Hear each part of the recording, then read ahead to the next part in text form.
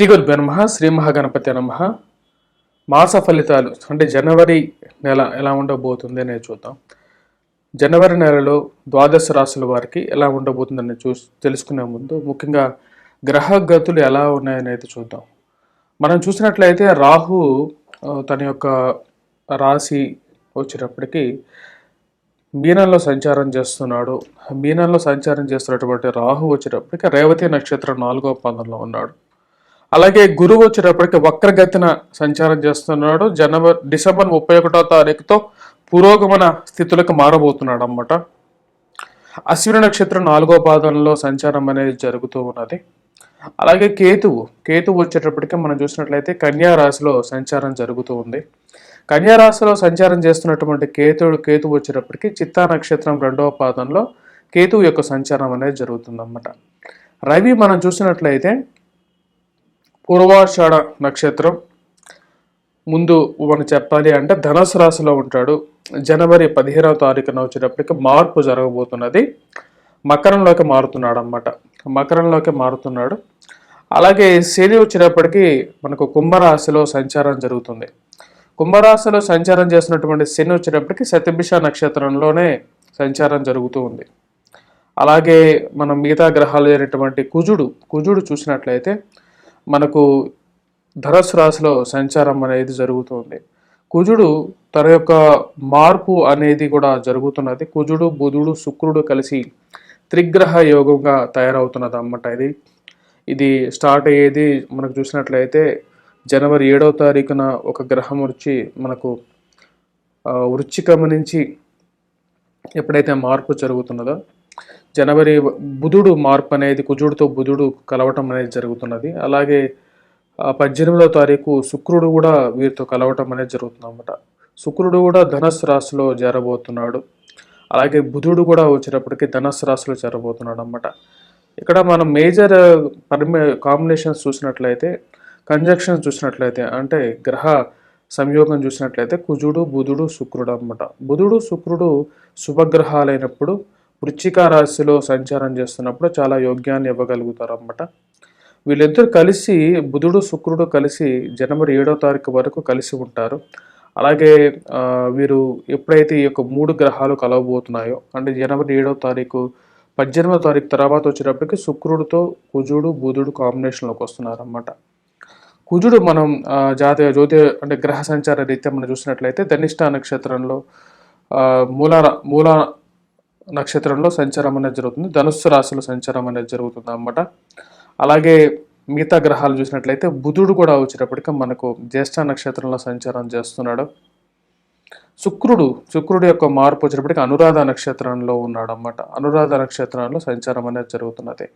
ఇక్కడ మన major combination చూసినట్లయితే ఇక కుజుడు బుధుడు శుక్రుడు యొక్క కాంబినేషన్ అనేది ఈ యొక్క రాబోతున్నటువంటి జనవరి మంత్లో కొద్ది ఇంపాక్ట్ అనేది చాలా ఎక్కువగా ఉండబోతుంది. రవి చాలా మంచి యోగంలోకి వచ్చాడనమాట. మకర సంక్రమణం అనేది జనవరి 15వ తారీఖున జరుగుతున్నది. మకర రాశిలోకి రవి సంక్రమణం చేయబోతున్నాడు అన్నమాట. అంటే మనకు జనవరి 15వ తారీఖు మనకు వచ్చేటప్పటికి మకర సంక్రమణం అంటే మనకు మకర సంక్రమణం మకర సూర్యుడు అన్నమాట. అంటే మనకు ఉత్తరాయణంలోకి రాబోతున్నటువంటి సూర్యుడు అన్నమాట. మకర సంక్రమణం అనేది పుణ్యకాలంగా కూడా చెప్పడం జరుగుతుంది. జ్యోతిష్యరిస్తేనే కదా మన మకర సంక్రాంతి అనేది మనకు తెలుగు ఇళ్లలో అంటే ఆంధ్ర తెలంగాణలో మరియు అలాగే సౌత్ స్టేట్స్లో ముఖ్యంగా తమిళనాడులో కూడా చాలా విశేషంగా జరుపుతారన్నమాట. ఇక్కడ మకర సంక్రాంతికి ఒక ముఖ్యమైనటువంటి జ్యోతిష్యరీత్యా మనం చూసినట్లయితే ఇక్కడ ఉత్తరాయణ నుంచి దక్షిణాయనాన్ని కంప్లీట్ చేసుకుంటూ కరెక్ట్గా తను రవి యొక్క మార్పు అనేది ఉత్తరాయణంలోకి వస్తున్నాడు అన్నమాట. ఉత్తరాయణంలోకి స్టార్ట్ అవబోతున్నాడు. ఈ యొక్క అప్ టు మనం చూసిన కన్యా రాశిలోకి సంక్రమణం ఎప్పుడైతే చేస్తాడో దక్షిణాయనం అనేది మనకు మొదలవుతుంటుంది అన్నమాట. రవి ఎప్పుడైతే ఇక్కడ మారుతాడో అలాగే మకర సంక్రమణం తర్వాత మనకు వచ్చేటప్పటికి ఉత్తరాయణం రాబోతుంది. తెలుగు పండగలు ఏవైతే ఉన్నాయో అవి చాలా వరకు మనకు ఉత్తరాయణం తర్వాతే అంటే రవి ఎప్పుడైతే మకర సంక్రమణం చేస్తాడో అప్పటి నుంచే మనకు స్టార్ట్ అవుతుంది అన్నమాట. తమిళనాడులో కూడా ఇక పొంగల్ని ఎక్కువగా చాలా విశేషంగా కూడా జరుపుకుంటారు. ఈ యొక్క మకర సంక్రమణం పుణ్యకాలంలో వచ్చేటప్పటికి నెక్స్ట్ ఇయర్ ఎటువంటి పాడి పంటలు వెయ్యాలి అని చెప్పేసి రైతులు కూడా దాని గురించి నిర్ణయం తీసుకోవటం అనేది జరుగుతుంటుంది. మకర సంక్రమణ పురుషుడు యొక్క లక్షణాన్ని పెట్టేసేసి తదుపరి సంవత్సరంలో ఎటువంటి ఫలితాలు రాబోతున్నాయి అనేది చెప్పే సిద్ధాంతం అనేది కూడా మనకు జ్యోతిష్య రీత్యా కూడా ఉందన్నమాట. సో దాని తగినట్లుగా మనకు ఫలితాలు అనేవి ఉంటూ ఉంటాయి. ఇప్పుడు మనకు ద్వాదశ రాశుల వారి మీద ఈ యొక్క రాబోతున్నటువంటి నూతన సంవత్సర శుభాకాంక్షల్లో ఎటువంటి ఫలితాలు రాబోతున్నాయి, జనవరి మంత్ అనేది ఎలా ఉండబోతుంది ద్వాదశ రాశుల వారికి అనేది చూద్దాం. వృషభ రాశి వారికి ఎలా ఉందనేది చూద్దాం. వృషభ రాశి వారికి మనం గమనించినట్లయితే వృషభ రాశి వారికి వచ్చేటప్పటికి కుజుడు అష్టమంలో, అలాగే బుధుడు అష్టమంలో, శుక్రుడు అష్టమంలో ఉన్నాడు, భాగ్యస్థానంలో రవి ఉన్నాడు అన్నమాట. వృషభ రాశి వారికి అంత అనుకూలమైన కాలంగా గోచరించట్లేదు. ఎందుకంటే ఇక రాశి వారికి భాగ్యస్థానంలోకి రాబోతున్నటువంటి రవి అనుకూలుడు కాడు, అష్టమంలో ఉన్నటువంటి రవి కూడా అనుకూలం ఇవ్వడం అన్నమాట.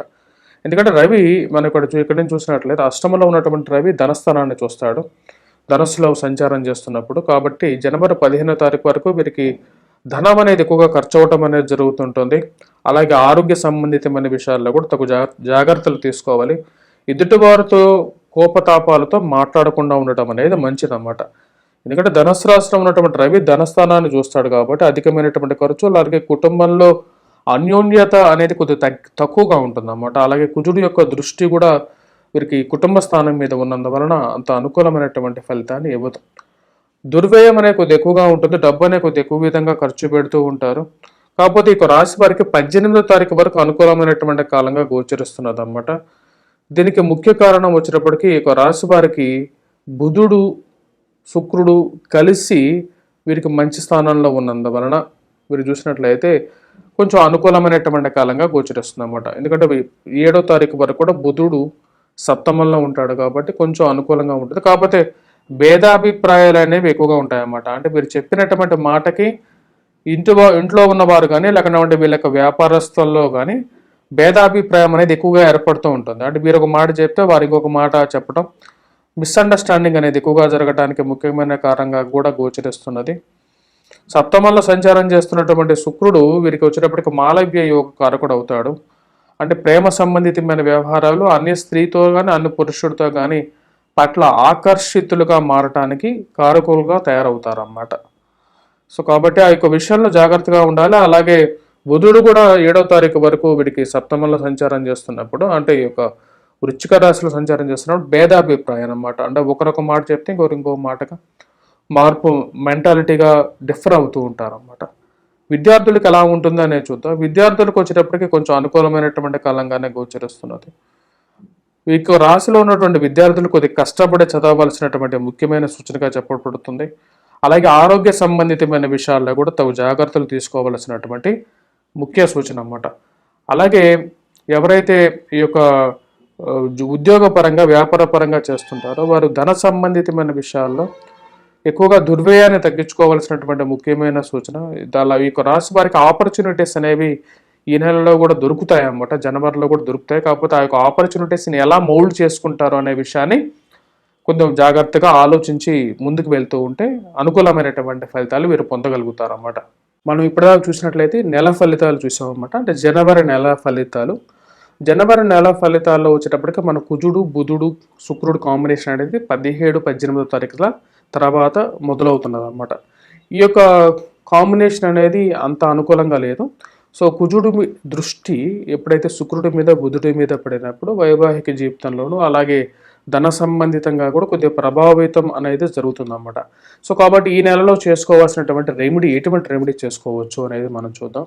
మనం చూసినట్లయితే ఈ యొక్క నెలలో వచ్చేటప్పటికి ముఖ్యంగా చేసుకోవాల్సిందే మనం శుక్రుడికి బుధుడికి సంబంధించినటువంటి రెమెడీ చేసుకోవాలన్నమాట. లక్ష్మీదేవి యొక్క పరిహారం అనేది చూసుకోవాలి. ఫ్రైడేస్ స్పెషల్గా వచ్చేటప్పటికి లైట్ కలర్ డ్రెస్లో ఉంటే అనుకూలత అనేది పొందగలుగుతారు. అండ్ వైట్ కలర్ డ్రెస్సెస్లో ఉండాలన్నమాట. లేని పక్షంలో తెల్లటి పూలతో అమ్మవారిని లక్ష్మీదేవిని ఫ్రైడేస్ పూజించడం అనేది మంచి అనుకూలమైనటువంటి ఫలితాలు ఇస్తుంది. అలాగే బుధవారం పూట స్పెషల్గా చెప్పాలి అంటే గ్రీన్ కలర్ డ్రెస్ అనేది అనుకూలమైనటువంటి ఫలితాలని ఎక్కువగా ఇస్తుంటుంది అన్నమాట జనవరి నెలలో. అలాగే వాటితో పాటు దుర్గాదేవిని పూజించడం, అలాగే శ్రీ లక్ష్మీనారాయణ స్వామిని అధికంగా పూజించడం వలన అనుకూలమైనటువంటి ఫలితాలు అనేది ఈ యొక్క జనవరి నెలలో బుధుడు శుక్రుడికి బలపరుచుకోవాలన్నమాట. తద్వారా అనుకూలమైనటువంటి ఫలితాలు పొందగలుగుతారు. మా యొక్క ఛానల్ని సబ్స్క్రైబ్ చేయండి. వంగర ఆస్ట్రో అనే మా యొక్క ఛానల్ని సబ్స్క్రైబ్ చేయండి. వంగరవారి.com అనే యొక్క ఛానల్ని కూడా మా యొక్క వెబ్సైట్ కూడా ఉందన్నమాట. మా యొక్క వెబ్సైట్ కూడా విజిట్ చేయండి. బ్లాగ్ కూడా రాస్తుంటాను. బ్లాగ్లో కూడా కొన్ని ఆర్టికల్స్ ఉంటాయి, మీరు చూడొచ్చు అనుకూలమైనటువంటి ఫలితాల కోసం.